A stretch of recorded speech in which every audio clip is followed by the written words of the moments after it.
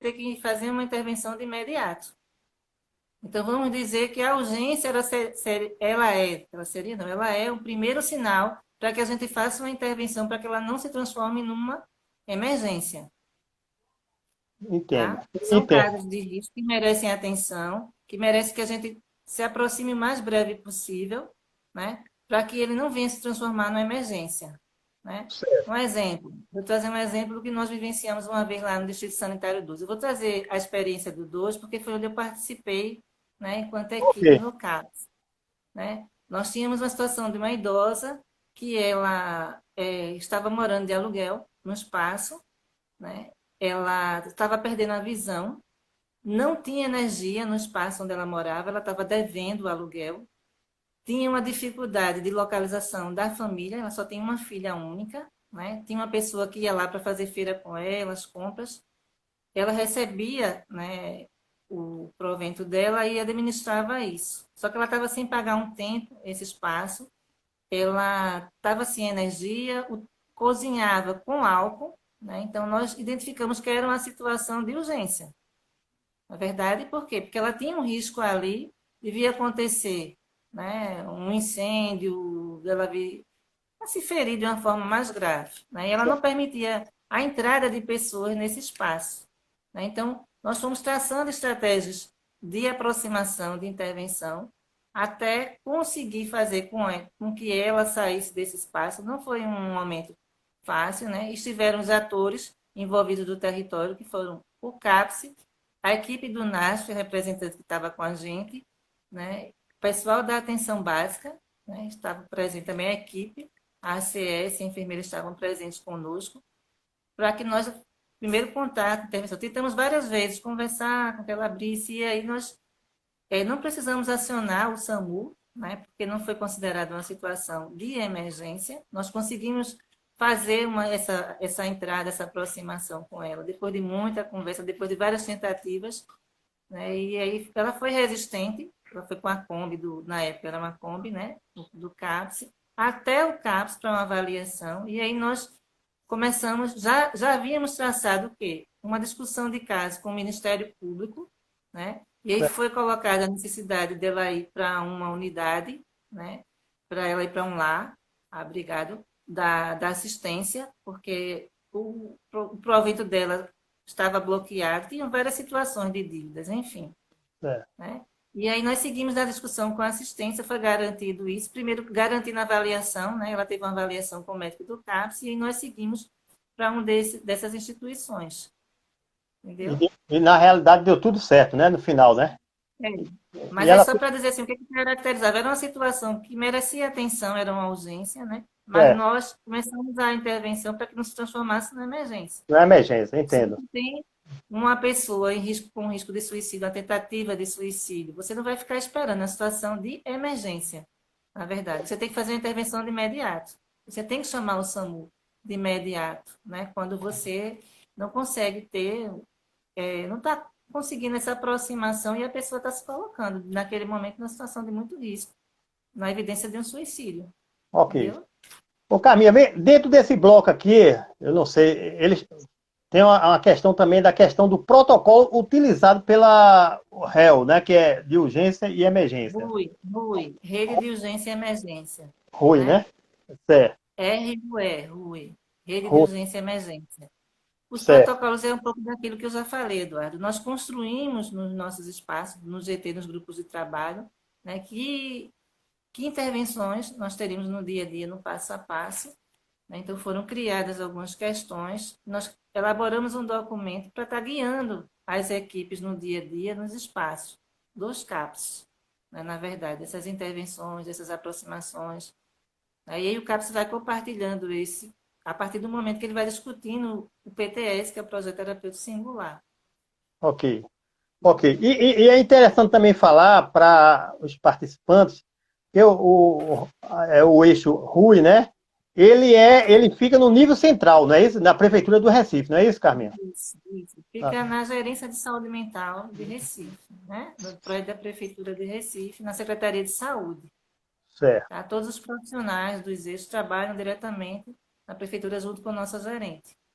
E me diga uma coisa, mesmo naturalmente que vocês são inteirados, né? Tem a interação com as coordenações de saúde mental, com os CAPS, mas é possível, por exemplo, uma pessoa da comunidade é, informar a vocês alguma situação de urgência ou de emergência? Isso é possível?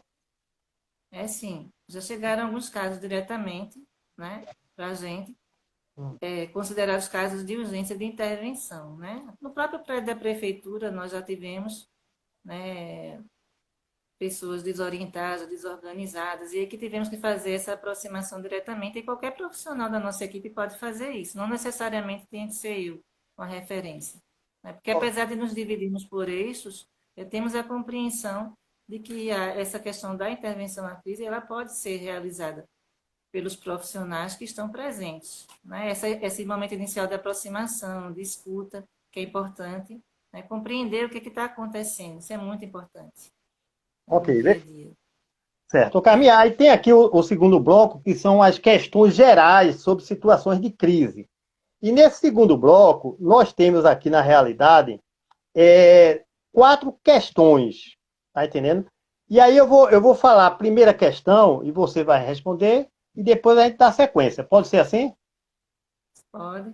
Pronto. Então, a primeira questão aqui que foi levantada é o seguinte: pergunta, quais as maiores dificuldades de uma situação de crise? Em uma situação de crise. Vamos lá, Eduardo. Eu acho que a principal é não saber como abordar, né? Que a gente tem evidenciado no momento. Eu não sei o que fazer quando a pessoa, né, o usuário está em crise, a usuária está em crise. Eu não sei o que fazer. Isso é uma das primeiras questões. É como abordar. Que manejo eu vou ter com essa pessoa? Outra questão é o medo, né? O medo, ele, muitas vezes, se essa pessoa ela estiver apresentando uma agitação psicomotora, uma heteroagressividade, né? Isso vai gerar no quem está se aproximando um certo receio, né? Para o profissional, ele pode imaginar N questões, né? Isso Verdade. pode estar levando a uma dificuldade de aproximação, né?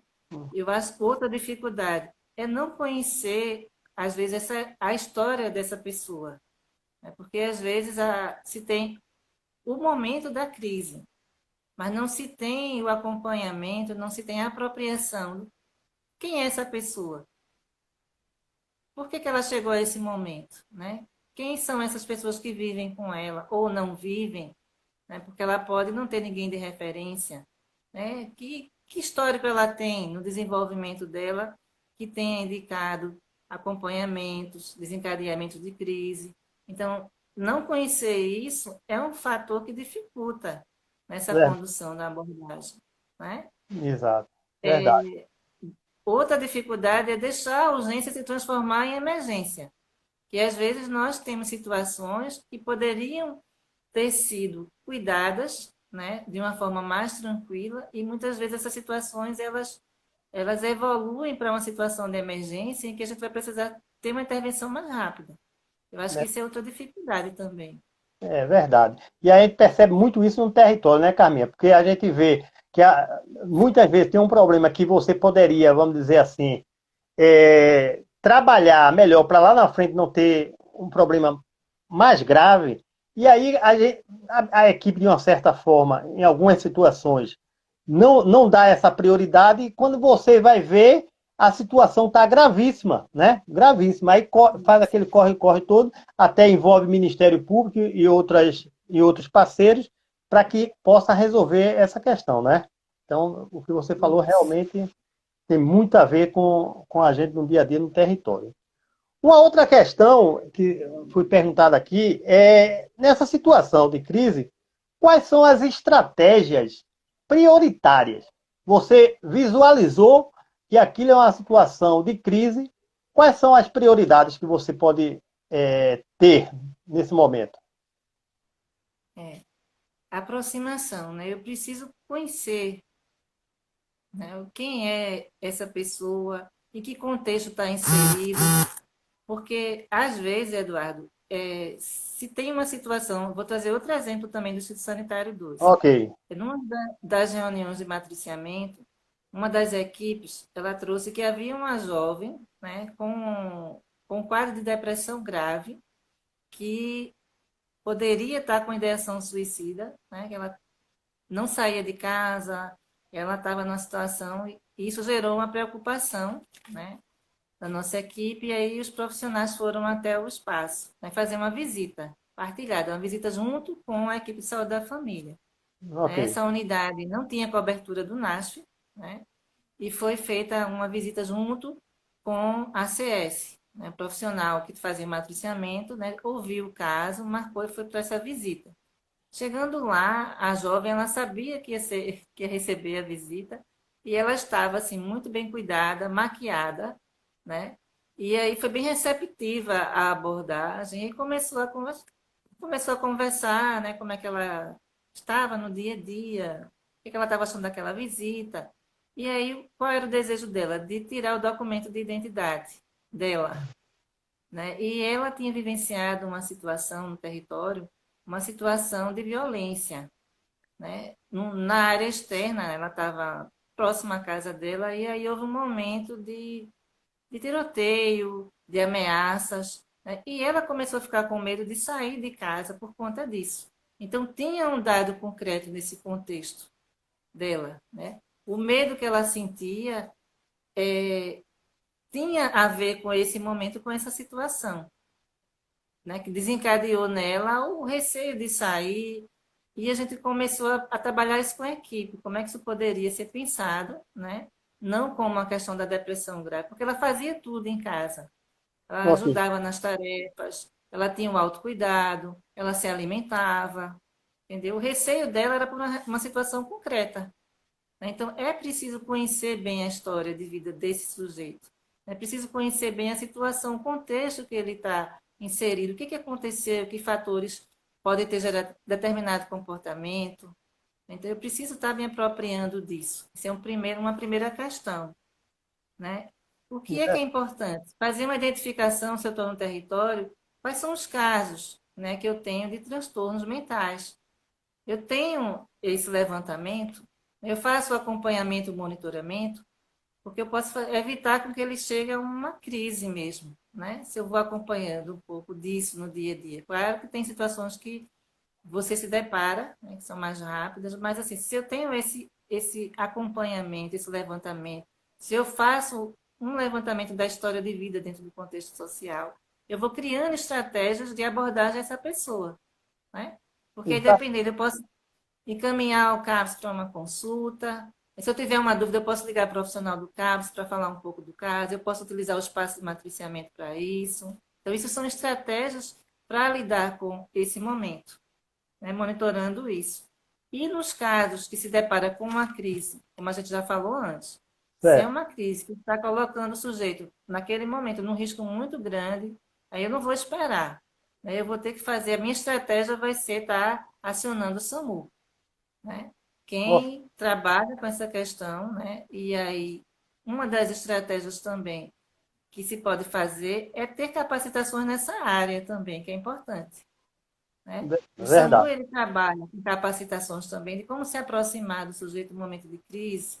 Então, a gente precisa estar se apropriando, eu preciso criar dentro dos espaços grupos de estudo, de conhecimento, de trocas.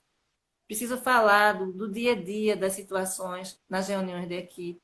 Precisa participar dos fóruns de saúde mental para poder trabalhar em cima do conhecimento, da troca de experiência. Como é que eu vou adquirir uma experiência, né? Se eu não estou participando, se eu não estou trocando?